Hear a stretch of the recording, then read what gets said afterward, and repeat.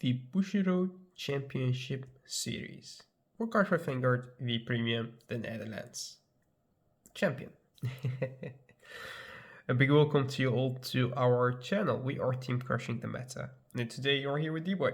So, as you can see, back to back, two big tournaments, two tournaments after each other, being able to get the champion for V with Spike Brothers, with Rising Nova.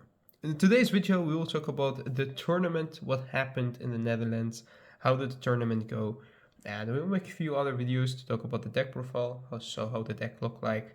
Will the deck change with the Worlds Championship series, and maybe how it would look like? What are the choices? How is the meta looking? So there is a lot to talk about. But with this video, we will call it the Road to Worlds Part 1. You could even call it Part 2 or 3, pretty much up to you, because the deck has already been in progress, in the making for a very long time, because the V format is standing still.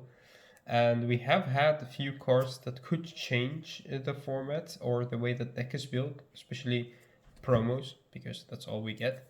Like the Right Fixer, or even before that, like Jumbo the Stun Gun and Fiona. All of them are promos, grade 2s, that do make a difference when it comes to building the deck and looking at the format.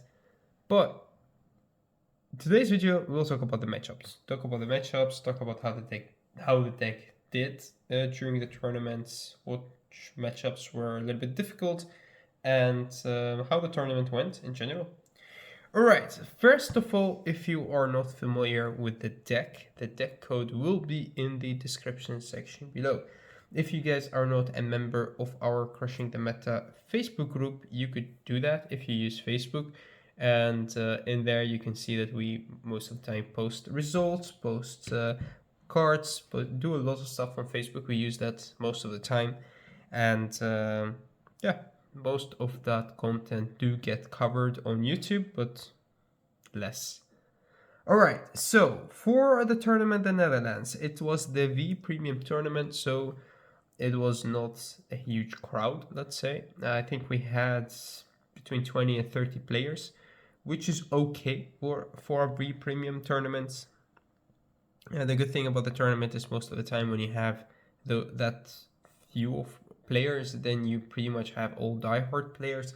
So that was good, because all the opponents that I faced were pretty good, and that makes the tournament interesting.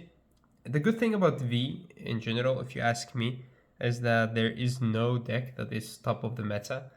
There is no tier 0, maybe there are a few tier 1s, but every deck could win. Every clan has a deck that could make an impact on the format depending on what deck you play against.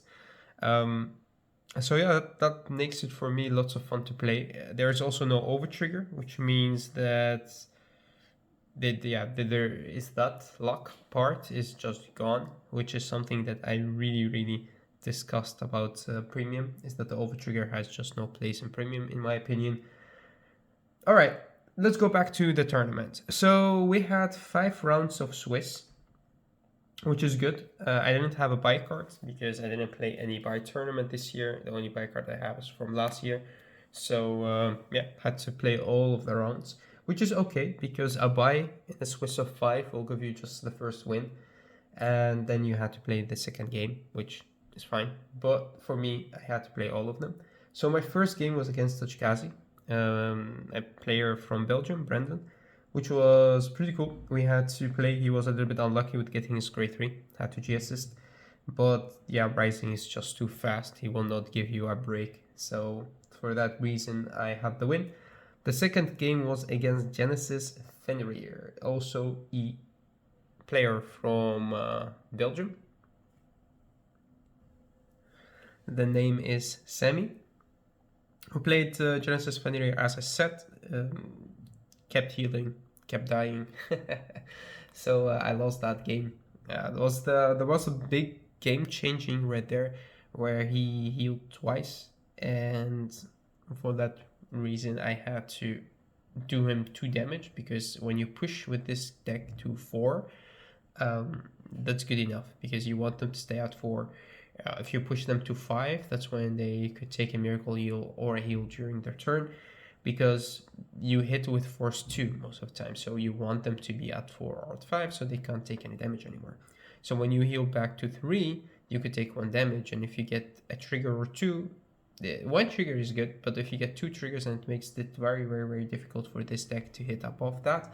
You still hit above that, but it would be 1 or 2 cards every time to stop the attacks, which is a huge difference comparing to having to drop like 3 or 4 cards if you don't have a PG to stop an attack of the Juggernaut, which is between like 50 something and 70 something, which is insane, especially with the Fionas that are in the deck. So for that reason, healing then during my turn while attack, take 1 damage and take a double trigger, which makes it very, very difficult to finish on that turn. And the turn after that, I didn't have any defense anymore, so yeah, you went just through that. So lost against Genesis the second round. Then a third round played against Pillmoon, Silver Thorns. It was a good win. It was no problem. Went second, but still the deck, as I said, is fast enough to kill on the first or the second grade 3 turn, so that's no problem. Then we had to play DP, Dimension Robos. Well, of course, I play more than enough against Marta, against Seng, so it's no problem for me to play against that deck. Lana, did you know that Martin original name is Seng?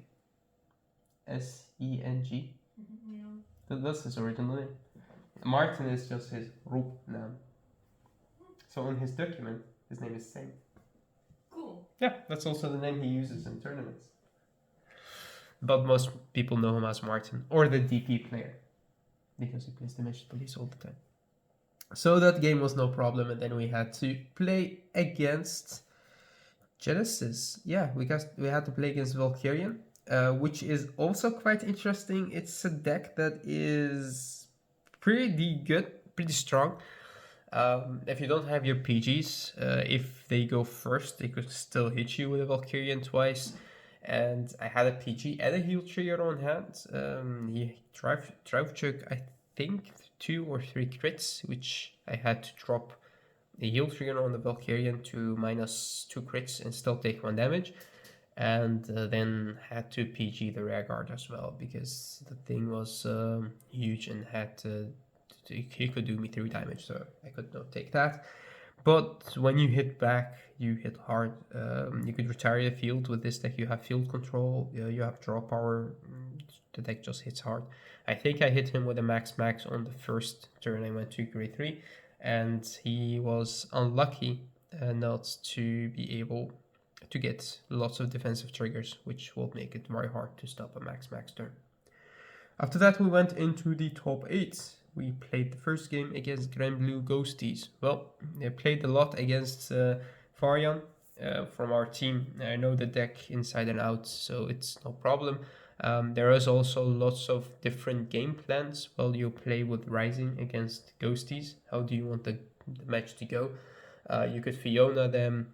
You could grind into the late game and ride into the third Rising, which they would do the same thing, because they will be creating Protect 2 markers and you will be creating more markers. And at the end of the whole shenanigans, you will hit them with a max turn that with all the defense they have, they could not stop. So that was a win. Then we played top 4 against Aqua Force, one of the players that Alex lost against, which was sad because Alex has the curse of the 9th place. This is the second time that he comes 9th in a tournament. I think even more than just the second time, which is just bad luck. But hopefully next time he'll be the top 8 and he kick ass and he goes to Worlds with me. So we will see. But Aqua Force, quite interesting game. We both had to GSS on grade 1. We both got it. And he rode first to Thavas. It was good. He had the right ride and everything went well. And then the second, then I went to grade 3. I did hit him hard that turn, so he didn't have that much resources left. But he still got the Lambros on the second turn that he went into grade 3, which was pretty strong. And I got, I think, 1 defensive trigger or 2 even, I don't remember. but I did have enough hand to stop him even without defensive triggers, because I kept all great ones on hand, because yeah, you play against Thavas, you play against XL2, you play against the multi-attacking clan. And I also hit him with the Fiona on his grade 2 right fixer, which he was a little bit greedy not to use it right away. Which made it for me easier to stop that turn, because it was one attack less and I had to drop less hand, which kept me with the Dexter, and the Dexter made a very strong next grade 3 turn, which was good enough to kill him. Then we played the finals. That was pretty interesting, because going to the finals with Spike, Spike will never take second place and will always go for first place. So yeah, a tournament that you can be the champion with Spikes is of course amazing. I only play Spikes, so yeah, for me it's always Spike. Playing against Thavas again. So Thavas is doing pretty good. If you look at the top 8 chart, then you would see in the tournament in the Netherlands that we have 2 Thavas players, 2 Luward players, 1 Granblue Ghosties, 1 Fenrir, which is my only loss, was also in the top 8. One, yeah, I think it's a mix of a Chaos Breaker and Ward End, but I don't know. The guy from Germany, of course, always plays his favorite clan, his favorite deck, which is pretty nice. And of course, 1 Spike, 1 Rising Nova. So that was the charts of the top 8s. So we see 2 Thavas, 2 Luwards, but I think Thavas is one of the decks that is played a lot, which is a very, very, very good deck. So yeah, that would... So the finals was interesting, but I did go first, which will makes it very, very hard for Thavas to kill you, because the first turn you go to grade 3, you will already be hitting them very, very hard. And that was my game plan. So I didn't hold back. I went all out, which with his second or his first grade 3 turn, he could not even go to Lambros because he didn't have enough resources. A very good player from France, but just me going first makes a huge difference. I think it's one of the few games that I went first in the tournament. But with this deck, going first is just, yeah, you hit them right away. If you have a Counterblast or 2 to work with, it's even better. If you don't have Counterblast, it's still okay. You could still generate lots of attacks just from having the Bull Spike and the Panther in the back row. So all in all, a pretty good tournament. One loss, which was, in my opinion, all about triggers. I didn't have any trouble with the decks. I think there are a few decks that could be troublesome for this deck, but there is still a game plan to play around those. The deck is very flexible, as you have seen it multiple times. The deck did not change a lot, but the deck will change in the future. So let's talk a little bit about the deck. I will not do a whole deck profile. I will do a different video on that. So for this video, we will just be showing this beautiful trophy and talk a little bit about the deck. So the deck and the choices that you make in this deck, and will it change? Well, when it comes to the grade 3s, there are a few other grade 3s that you can add to the deck. I will not showcase all of them right away, but the cards that you have right now in the deck are these. These are your grade 3 targets that you play in the deck. Of course, you have the Juggernaut or Skydiver, pretty much up to you. Powerhouse, these are the 3 cards that you could target to make your plays during your grade 3. This deck is, if you haven't played it yet, or if you haven't played against it, it's a very, very, very nice deck to play. Why is that? Because Rising has the chance to, or the ability to target 2 grade 3s, you could make different combinations during your grade 3 turn. Moving the markers with the restanding something, giving power to the Rising is good, especially if you have already ridden the second time into Rising, or even the first time if you have enough soul to move it everywhere. There is also plays that you could leave more soul for the turn after that, so there are lots of different choices that you could make during the game that will make a big impact on the turn that you have after the turn that you're already on. So riding into Rising, having the combination of these two, for an example, that you could attack once, attack twice, and then the markers, you could leave them there. So restand this, and this is the only attack that will not have markers. Then you attack with this, then you attack with this, and then you move the marks to this one. Which means that in this whole turn, you have used one soul for his ability, and one soul to move the markers from this to this side. But if you use his skill, which copied him, that moves the marker to the Vanguard and then back, you use 2 more souls, so it would be 4 soul last turn, which would make it very difficult for the turn after that to hit with max. So those small decisions that you make will make an impact on the way that the deck will play and the turn after that. So that is something that you have to keep in mind. When you look at the deck, and again for the grade 3s, the other options that you could add to the deck, there is a card that could call something, well, be called. So you could use it with him, but it's not as effective. I would rather get just one extra strong attack that could attack twice or 3 times. So he could fix your grade 3 turn, your grade 2 and your grade 1 turn. So it's a very good card. I didn't test it, and that's why I didn't play it in the tournament, because I didn't want the deck to fall out of balance. But I think it's a card that will make an impact. In Premium, yes. In V, we will see. The other turn that you make, you could always go to a double ball spike turn if you play against a deck like Ghostie to have a little bit of more field control, to do them less damage and to just draw cards to push for another strong turn with Rising. You could also go for a double ball spiking Cyclone turn, but the strongest turn that you have is with the max. Your max with Cyclone is the strongest turn. You guys have seen that in action before.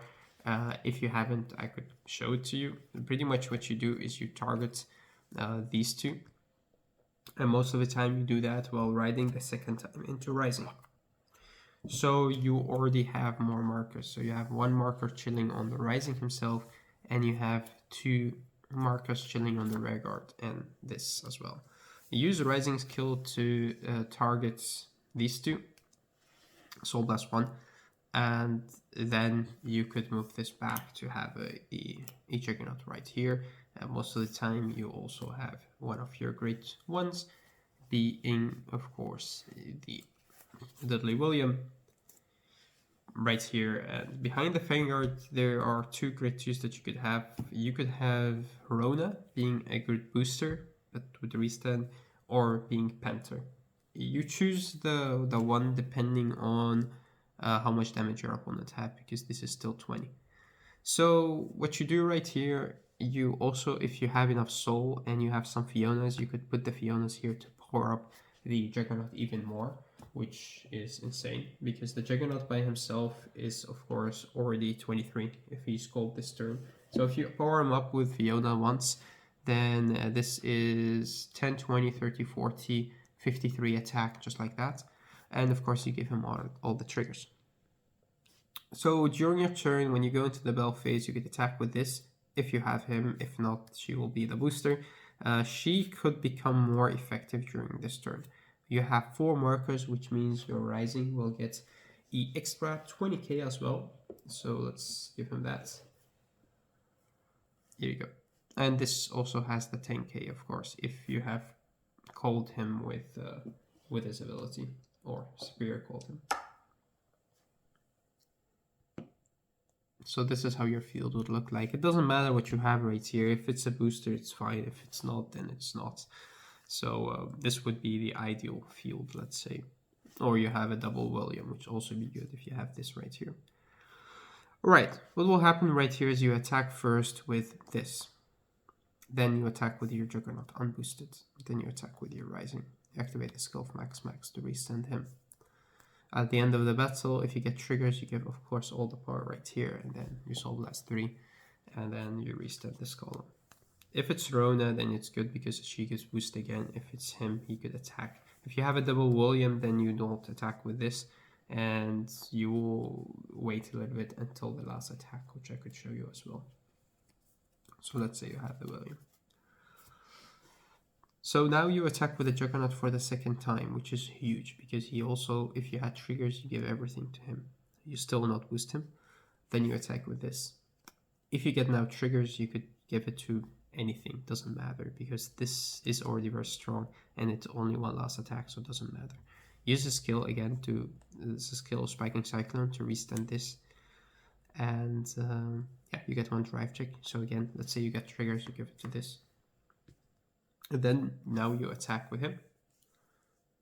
Boosted, because you want to move the markers. This hits for 21, 31, 41, 51, 61. And again, if you had a trigger on the first drive check, it's 71 twice. Now you move all the markers by the skill of William to the other Juggernaut, the Max Max. The Max Max will attack. This is 21, 31, 41. Still huge, still could hit above 2 triggers. And then the William will go to the soul again to move the markers right here. And this will attack, which will be 10, 20, 30, 40, 50, which is again huge, right? So yeah, this is the big play. This is the play that could pretty much destroy every deck. If you have even more markers, I have done this play with 3 Force 1s and 2 Force 2s. If you ride the first time into the Spiking Cyclone or yeah, you could even ride into Juggernaut, but most of the time it's full Spike. Sometimes what happens is you go to Rising, and then after that you ride into full Spike if you want to chill a turn, and you could still hit them with the Agile fullback with 1, 3, 2, 3, 4 attacks, which is good.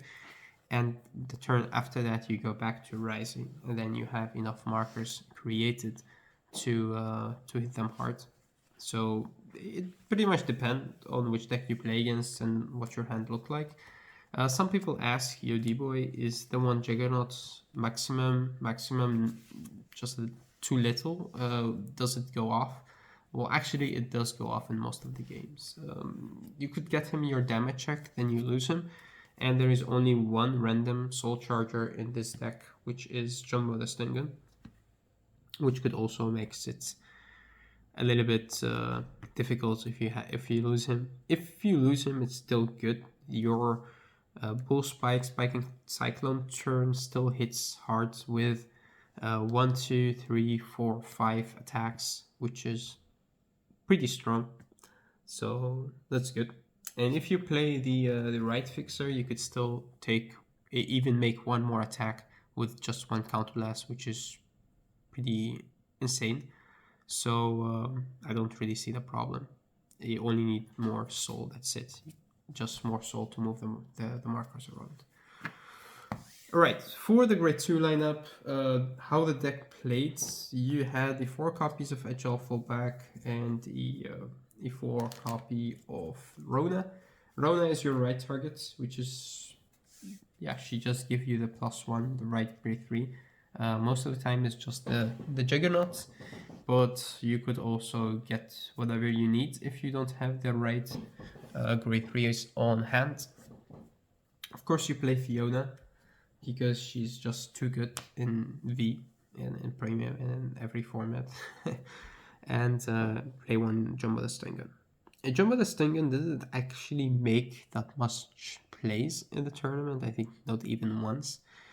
As first ability to move the markers could be devastating against the right deck, against the Luard or against the Steam Maiden or against even Valkyrian. It could be very, very, very effective, which is Valkyrian and Luard are 2 decks that are played a lot. We still sometimes see a little bit of Gears, it's possible, but not that much anymore. So he could be very effective, but he does use up your resources, which he will take out your max turn. Fiona, on the other hand, is just easier to use, offensively and defensively.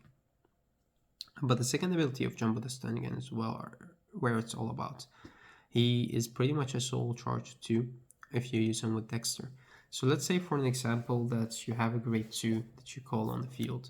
You use Dexter to use that one counterblast that you have to make a Jumbo the Stingun and make an Agile fullback.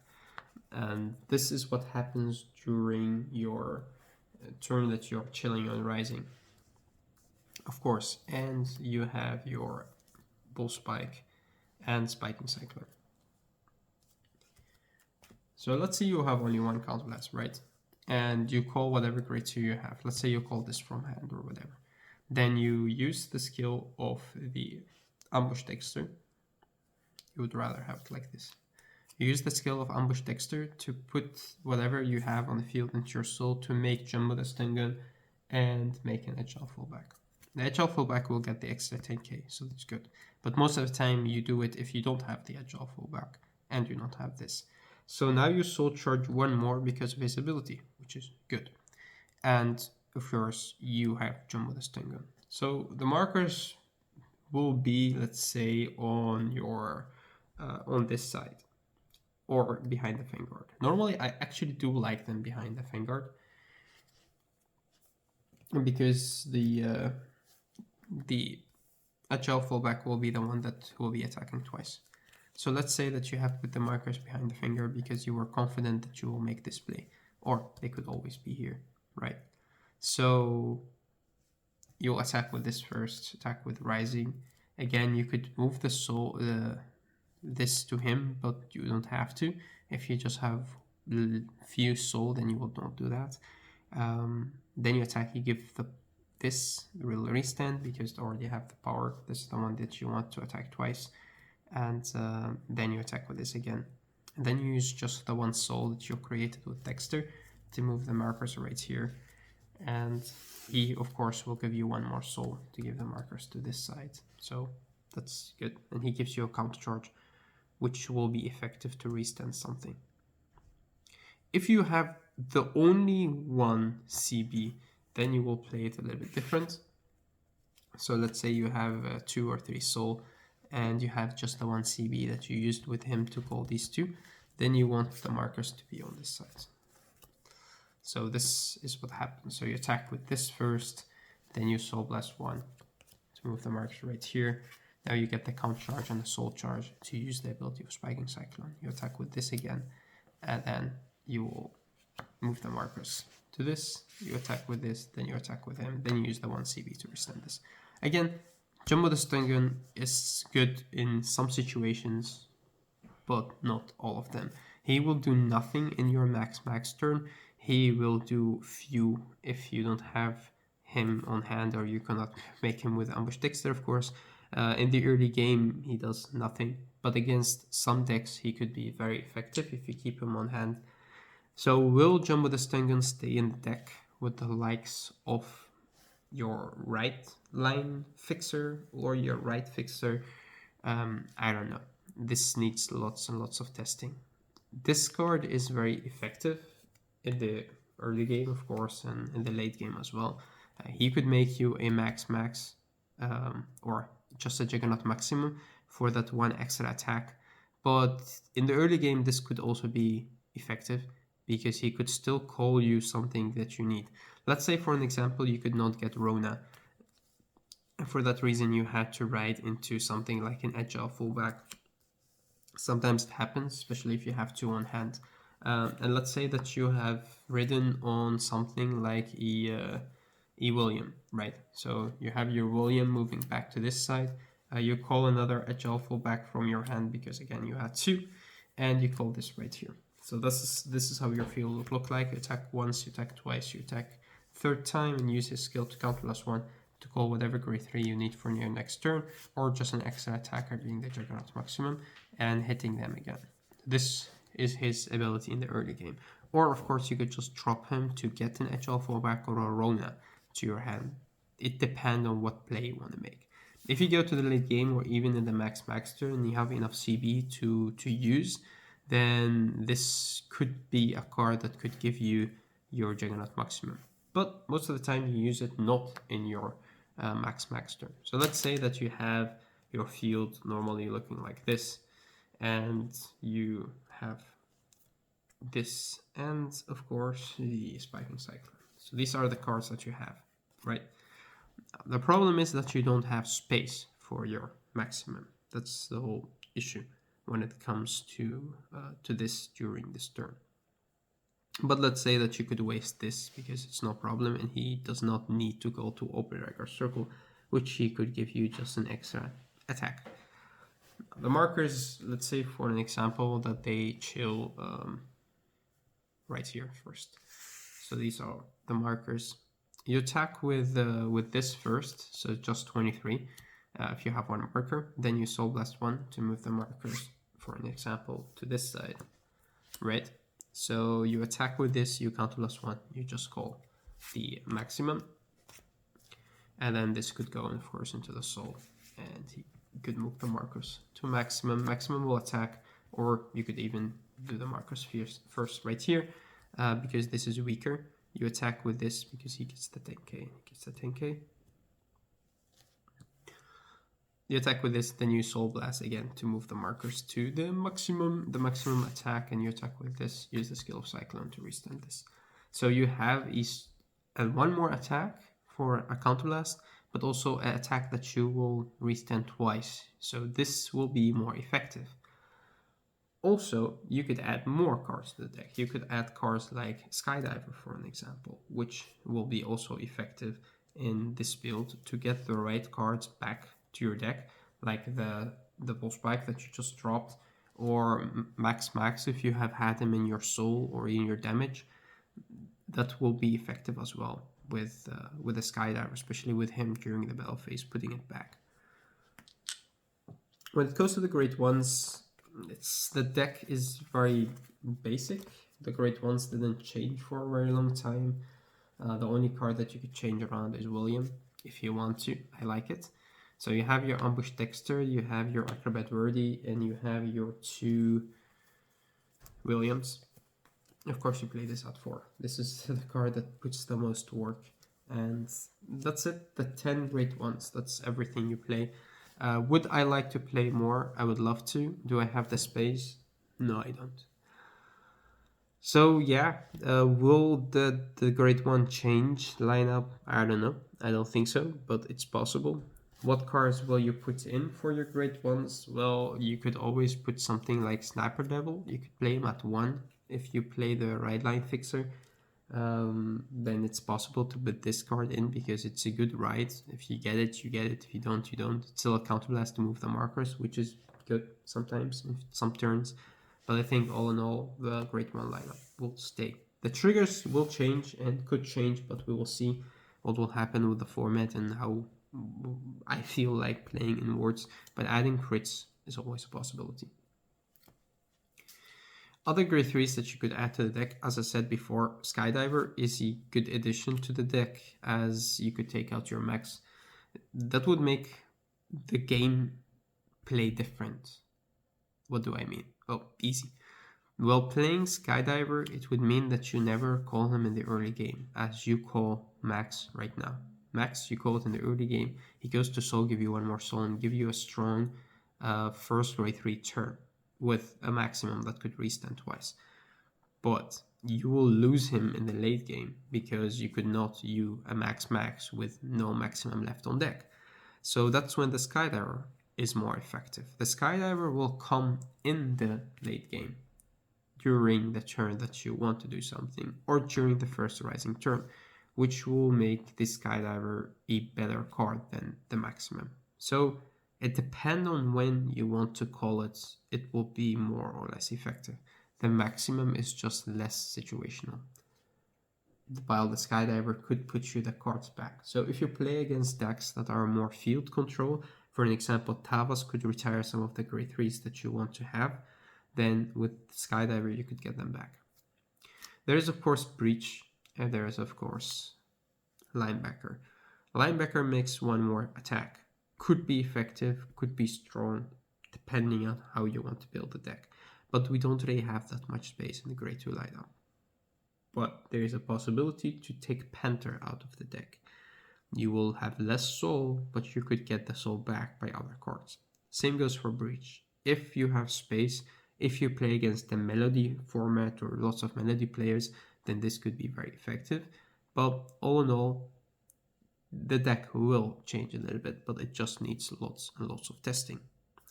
And that's actually it for this video. We talked a little bit about the deck, we talked about the matchups. We will zoom in on the deck profile while we talk more about the decks. The matchups, as I said, already have explained them. If you have more questions or you want me to go in depth about them, I have no trouble doing that for you guys. Thank you all for watching. Thank you for tuning in to our channel. Hope to see some of you guys afterwards. Otherwise, in the upcoming tournaments, we will only, at least I will only do one tournament, which I did was the Netherlands. I will not be there in France, which I was hoping to go to, but it's okay because we already have the invite. So there are more better priority things that I had to do, which I am okay with. So yeah, hope to see you very soon on the channel or in the upcoming tournaments. So till next time.